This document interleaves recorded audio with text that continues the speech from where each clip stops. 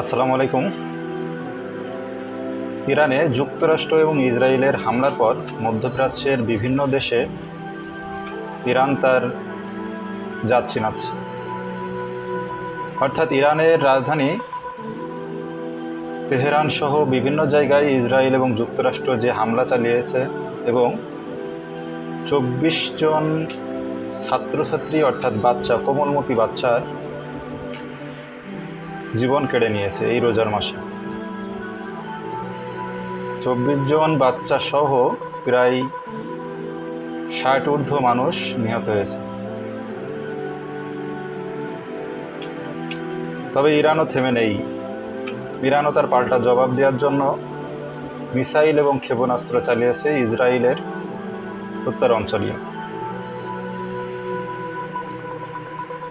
এবং যেসব ঘাঁটিতে লক্ষ্যবস্তু করেছে তার মধ্যে কাতারের আল উবায়দা বিমান ঘাঁটি, কুয়েতের আল সালেম বিমান ঘাঁটি, সংযুক্ত আরব আমিরাতের আল ধাফরা বিমান ঘাঁটি এবং বাহরাইনে যুক্তরাষ্ট্রের ৫ম নৌবহরের সদর দপ্তরে হামলা চালিয়েছে। অর্থাৎ ইরান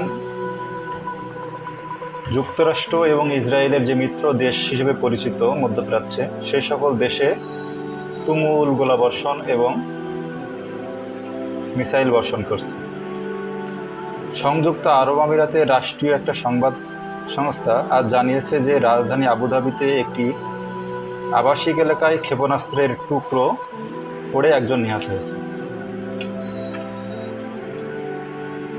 ওদিকে ইরানের সর্বোচ্চ নেতা আয়াতুল্লাহ আল খামেনির মৃত্যু নিয়ে একটা গুঞ্জন উঠেছিল, কিন্তু পররাষ্ট্রমন্ত্রী কিছুক্ষণ আগেই কনফার্ম করেছে যে তিনি এখনো বেঁচে আছেন, অর্থাৎ তার কোনো ক্ষতি হয়নি।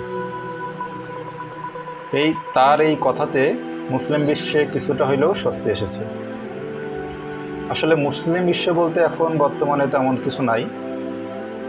কিছু আছে নামধারী মুসলিম, অর্থাৎ যারা কিনা নামে মুসলমান, মুসলমানের বিপদে তারা কখনোই পাশে ছিল না, থাকবে না এবং নেই।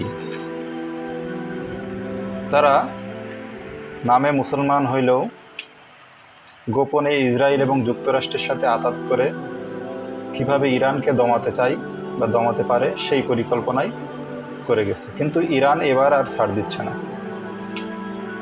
তারা সর্বোচ্চ চেষ্টা করছে, ইরান সর্বোচ্চ চেষ্টা করছে যুক্তরাষ্ট্র এবং ইসরায়েলের যে মিত্রবাহিনী নামে খ্যাত কাতার, বাহরাইন, এসব দেশগুলোর যেসব ঘাঁটি আছে ইউএসের, সেই ঘাঁটিগুলোকে টার্গেট করে আঘাত হানছে। ইতিমধ্যেই সে কাজ তারা শুরু করেছে।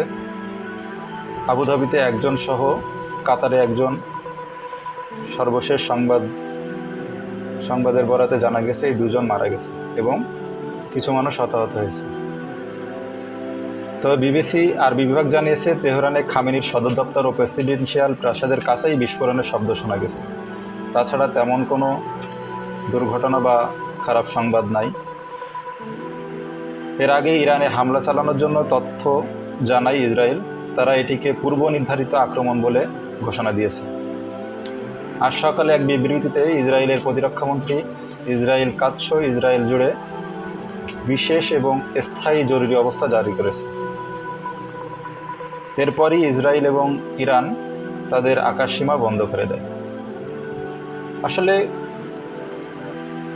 কি বলবো, কতটা জঘন্য হলে এই রোজার মাসকে টার্গেট করে তারা প্রতিবারই নিরীহ মানুষকে হত্যা করে যাচ্ছে। আর এদেরকে সাপোর্ট দিচ্ছে কিছু মুসলমান নামধারী অমানুষগুলো দেশ। তার ভেতরে সৌদি আরব, বাহরাইন, কাতার, এসব দেশগুলো তাদের গোপনে এবং প্রকাশ্যে ইসরায়েলকে সাপোর্ট দিয়ে যাচ্ছে।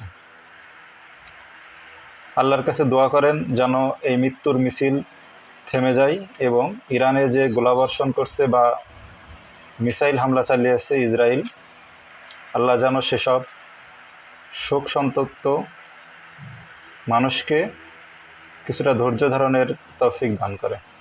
আমিন।